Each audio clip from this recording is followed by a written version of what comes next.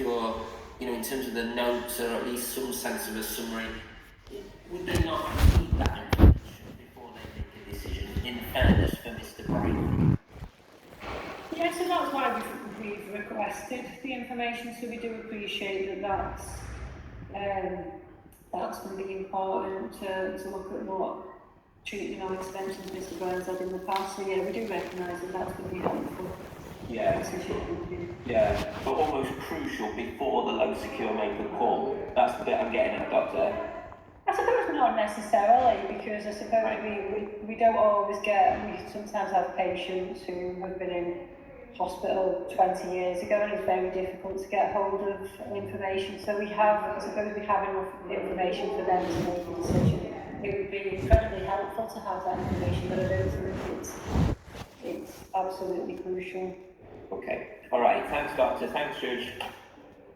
Thank you. Dr. Root, I just want to come back with two very quick questions. When you went to the bank, I presume that was escorted by staff, was it? Yes. Yeah. Yeah. And the other thing, with regard to, you said he's improved, do you take that as being an indication that the medication is having some effect? Yes. And was that your experience in the previous admission, that he improved after being on medication? Yeah. Yeah, okay. Thank you very much, Doctor. Thank you. So if we can now come to the nurse, please. Nurse, can you hear me? Yeah, go on, sorry. Can you hear me, nurse? Yes, I can. Yeah. Can I just remind Mr. Bryan that whilst we hear evidence from the nurse, please don't interrupt, because we just want to hear from the nurse. And if there are things you want to say, I'll give you the opportunity right at the end before we make that decision. So, nurse, have you known Mr. Brown since the start of this admission in the PQ? Yes, I knew the previous admission as well. Right. On here. Good. Okay. I'm now going to hand over back to Dr. Forster to answer the question. Hi, thank you very much for the report. I think your colleague prepared. Yeah. Do you agree with that, the report, the content of the report? Yes, I do. Right, okay. And he came to PQ on the 15th of October. Yeah. And could you tell us how he is doing in the last 10 days? Lewis is definitely more engaging than what he was when he first came to us. He does engage better than when he was first with us. He spends a lot of time in his room, so he just likes his own company and will just spend a lot of his time in his own room. He hasn't been aggressive. He's relatively pleasant with staff, really. He just spends time in his room. He doesn't really engage much with patients either. Right. Has he ever discussed the kind of serious assault he had on the nursing staff? That was the reason for his transfer to PQ. Has he ever mentioned why he did it? He's never discussed it with me, and not to my knowledge anyone else. Right. And we were told by the doctor that he was assaulted by two peers on the ward in PQ. Did you witness it? Do you know why it happened? I witnessed the second one, so I was there for the second one. So Lewis was playing his music loudly when the other patient was talking to staff. The other patient asked him to turn his music off, and Lewis didn't, so the other patient did hit him. So I was there, a witness for that one. Right, and what was his reaction to when he was hit by... Lewis just went straight to his room, didn't react at all. Right, okay. And could you comment on his sleep and appetite and his personal care, please? So he does sleep a lot of a day. He is in his room a lot, so a lot of times when you go and see him in the day, he is asleep. I don't know if that's out of boredom, that he is asleep a lot. His appetite's fine. He was saying today about how he doesn't like the ward food and he wants to start buying his own food now he's got money. But his appetite is alright, he just doesn't like the ward food. What was the third thing he said, sorry? Yeah, in terms of food, Dr. Root said that he fears that there is some particles, poison or something. Has he ever mentioned that about his food? He said today in his ward review about how it's like copper in the soup. Right. Was it only in the copper in the soup only, or is it all the food? I think he said all the food. Right. Could it be the reason that he wants to buy his own food? Yeah, and he did say himself that it's the same food every day, which it is. So he does want some variety. Okay. So you don't think this is purely delusional basis that he I doesn't... think it's a bit of both. Right. Okay. And could you comment on his personal care, please? Lewis does need encouragement. Like, his room can be a little bit messy at times, so Lewis does need encouragement to attend to his environment. He does normally shower. He does get up and shower and brush his teeth, but his environment can be a bit messy and he does require support, and will accept support for staff to offer to help him. Right. In the previous admission, I think it was commented that even when he's prompted, he would not attend to his personal care. That is not the case on this occasion. Is that right? It's better this time round. Okay. Okay. And if the tribunal takes him off his section, what are your major concerns for him? It would be accepting the medication. Lewis does accept his depot with lots of encouragement. I think if he wasn't on that section, I'm not sure he'd take his medication. Right. Do you think he needs the medication? I think he does need the medication, yeah. I think he's much better when he's on it, and we have seen improvement when he's been on it weekly. Okay, but you heard his evidence that he's saying that he would be willing to stay informally and follow the ward rules. Would you say this he would carry on doing that, or if he's not on the section? I wouldn't be convinced that he would comply with the rules if he wasn't an informal patient. Okay.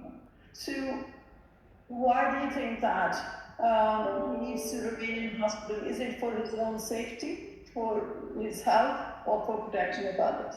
I think it's a mixture of all three. I think we have heard that he did assault someone else, he has assaulted people in the past, so he is a risk to others, also himself. Obviously prior in his accommodation, he has been vulnerable when he's been on the ward, and obviously his mental health, he says about NHS delusions. He's just very guarded and doesn't like to talk much about what's going on. Okay. Do you have any kind of update on how your colleague is doing? I don't, sorry, I don't know this lady. Right, okay, thank you. So you definitely think that he needs to remain in hospital to get this treatment under the section of the Mental Health Act? Yes. All right, I don't have any more questions. Thank you. And lastly, this I just remember, does he have, doctor said there is a psychologist, ward-based psychologist. Has he had any sessions with it? Has it been offered anything? To my knowledge, he hasn't had any sessions. Whether he's been offered it, I'm not sure, but it's something we can definitely ask her again to come and see him. What about his engagement with occupational therapists? He does engage in some activities on the ward, like we do like smoothie groups and stuff, and he will take part in them. He does like to go in like the computer room and stuff with staff, and he goes on the computer and stuff. But not as personal one-to-one kind of therapy, say psychology or occupational therapy? No, not like that, but he's saying he does want to engage in it, so it's something we can offer him again. Alright, okay, thank you. Thank you. Thank you very much, now, Ms. Taylor. I was wondering what the nursing perspective was on the proposed move towards low secure or alternatively locked rehab. I think he does need somewhere more permanent to get him back in the community, because he has been in and out of hospital quite a lot over the last couple of years, so something more permanent to regain those skills to be able to get back in the community and stay in the community ultimately. Okay, thank you. I don't have any more questions. Thank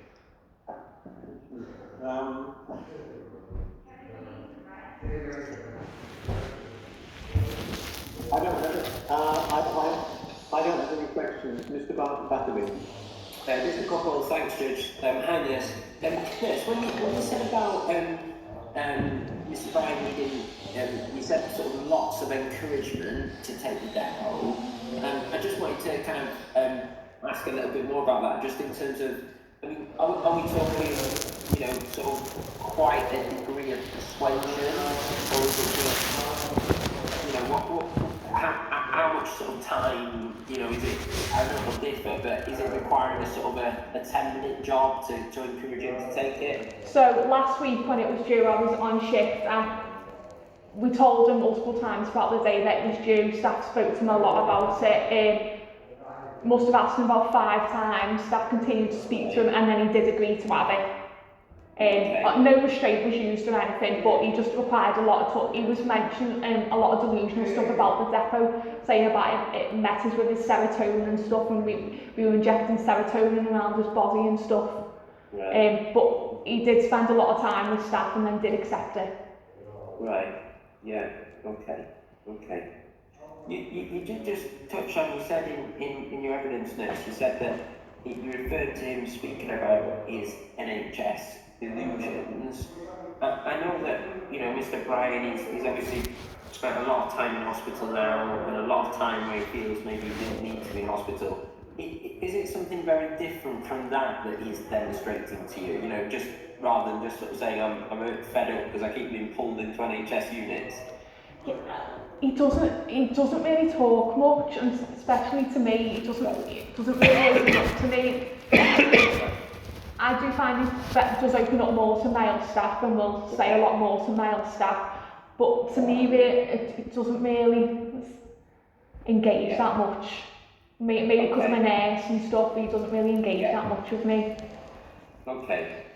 And finally, Nurse, we just heard today that he'd had this leave to the bank and it had gone well, no concerns.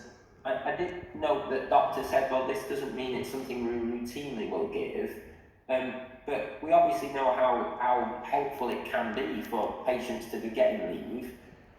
Does nursing have a view? I know there's complexities on the PICU, but in terms of Mr. Bryan being able to have some leave in the community, is that something that nursing staff would be supportive of? Well, if he did go this morning, he went to the bank, came straight back, there was no concerns at all, so it's just something we discussed about having more frequent, but yeah, no, he did really well, there was no concerns. He came back and asked staff to go to the shop for him, so staff went to the shop for him, but there was no concerns at all, so it's something we'll definitely discuss. Yeah, okay, alright, thanks Nurse. Thank you. So we'll now hear from Mr. Graham. So if I could Right. ask the nurse to continue now. And Graham, can you hear me? I can, yes, Right. Just my colleague. I think it says in the report, but just remind me, how long have you been involved in being a caseworker, please? I first met Mr. Bryan in December 2019. And is that when you were a caseworker? Yes, he was one of those careful makes you straight away and I've been since then. Right, and you are, so what area are you from then? We're based in Liverpool and Norwich Greenwell, and obviously we cover the L5 and L6 area. So, is that his home area? Or he's from Northampton? No, what happened was he's a Liverpool FC supporter, so after his quite long and extensive admission in the Berrywood rehab unit in Northamptonshire, he actually asked to come to Liverpool. So we came to live in the Anfield area, so obviously that is the area that we cover.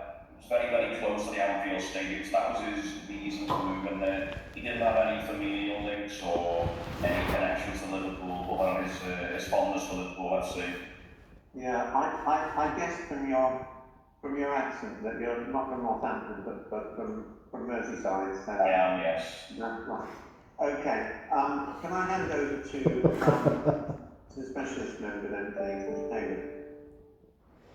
Good afternoon, Mr. Brown. Can you hear me okay? Yes, perfectly well, yes. Thank you. Thank you for your report and thank you for attending. The accommodation that Mr. Bryan was at was semi-supported, you've written in the report. So could you just describe what that means? Yes, certainly. On this particular occasion when he was discharged from hospital, he was discharged from a unit called Nightingale House, which is a YMCA property. Now, that's quite a short stay unit. They have links into other accommodations.